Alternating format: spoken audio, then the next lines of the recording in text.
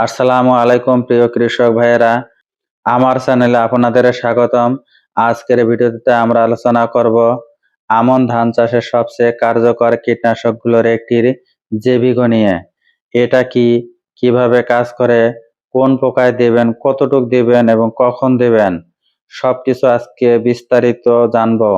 তাহলে দেরি না করে শুরু করা যাক। জৈবিক কীটনাশক পরিচিতি। জৈবিক কিভাবে কাজ করে? এটি অ্যানথ্রানিলিক ডায়ামাইন গ্রুপের একটি সিস্টেমেটিক কীটনাশক, অর্থাৎ পোকার পেশি ভিতরে ক্যালসিয়াম চ্যানেলকে অনিয়ন্ত্রিতভাবে সক্রিয় করে দেয়। ধাপে ধাপে কিভাবে পোকা মরে? গাছের শোষণ। স্প্রে করার পর জৈবিক পাতার ভেতরে দিয়ে শোষিত হয় এবং পুরো গাছ ছড়িয়ে পড়ে। পোকায় ধীরে ধীরে প্রবেশ। পোকার পাতা খাওয়া শুরু করলে বা স্পর্শ করলে শুধু শরীরে ঢোকে। অবশমিরিত, পেশি অচল হয়ে যায়, পোকা খাওয়া বন্ধ করে দেয়, নিস্তেজ হয়ে পড়ে এবং অবশেষে মারা যায়। বিশেষ সুবিধা: পোকা স্প্রে করার পরে খাওয়া বন্ধ করে দেয়, ফলে ফসলের ক্ষতি মুহূর্তের মধ্যেই থামে এবং দীর্ঘ সময় ধরে ফসলকে সুরক্ষিত রাখে। আমন ধানে কোন কোন পোকায় জৈবিক কাজ করে? হলুদ মাজরা পোকা আমন ধানের সবচেয়ে ভয়ঙ্কর শত্রু।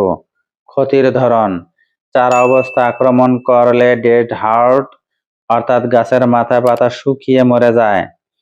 মোচা বের হওয়ার সময় আক্রমণ করলে হোয়াইট এয়ার, অর্থাৎ সাদা শীষ বের হয়ে যাওয়া। জৈবিক এর কার্যকারিতা ভূমিকা পালন করে। গবেষণায় দেখা গেছে জৈবিক প্রয়োগের চারা রোপণের 14, 21, 28, 35, 42 দিন পরও ডেড হার্টের সংখ্যা সবচেয়ে কমে থাকে। প্রচলিত অন্য কীটনাশকের তুলনায় এটি সেরা ফলাফল দেয়। পাতা মোড়ানো পোকা। ক্ষতির ধরন: পাতা দুই পাশে মুড়ে ভেতরে থেকে সবুজ অংশ খেয়ে ফেলে, পাতা সাদা বাদামি হয়ে যায়, সালেক সংশ্লেষণ কমে গিয়ে ফলন কমে যায়, যা জৈবিক সবচেয়ে বেশি কার্যকরী ভূমিকা পালন করে। পাতা মোড়ানো পোকার বিরুদ্ধে ব্যাপকভাবে ব্যবহৃত হয় এবং এতে অত্যন্ত কার্যকর ফলাফল পাওয়া যায়। গোলাপি মাজরা পোকা। ক্ষতির ধরন: কাণ্ডের ভেতরে ঢুকে খায়, গাছ দুর্বল হয়ে পড়ে, শেষে মারা যায়। জৈবিক এর কার্যকারী ভূমিকা পালন করে। গোলাপি মাজরা পোকা নিয়ন্ত্রণেও ব্যাপক কার্যকর বলে প্রমাণিত হয়েছে। মেঘনা পোকা।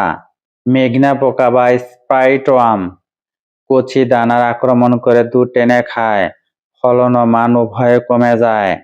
জৈবিক কেন অন্য কীটনাশকের চেয়ে ভালো? গবেষণায় দেখা গেছে হলুদ মাজরা পোকা দমনের জন্য সব কীটনাশকের তুলনায় সবচেয়ে বেশি ফলন বৃদ্ধি করে এবং উপকারী পোকামাকড়ের সবচেয়ে কম ক্ষতি করে। জৈবিক সাধারণ কীটনাশক কার্যকারিতার সময় 14 থেকে 21 দিন পর্যন্ত।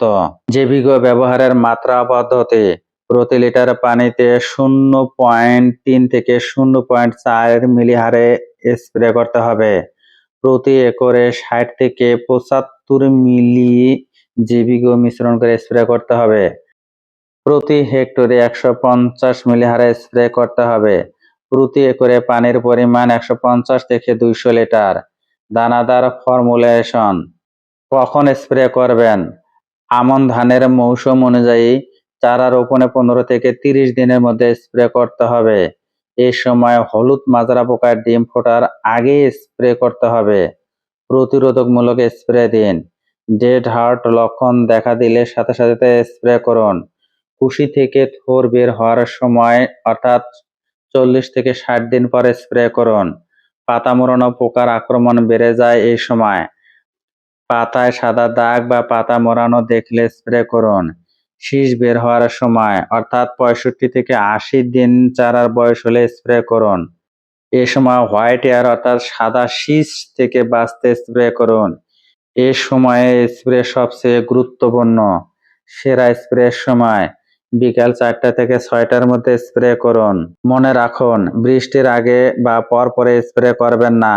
স্প্রে করার পর কমপক্ষে 4 থেকে 6 ঘন্টা বৃষ্টি না হলে ভালো ফলাফল পাবেন।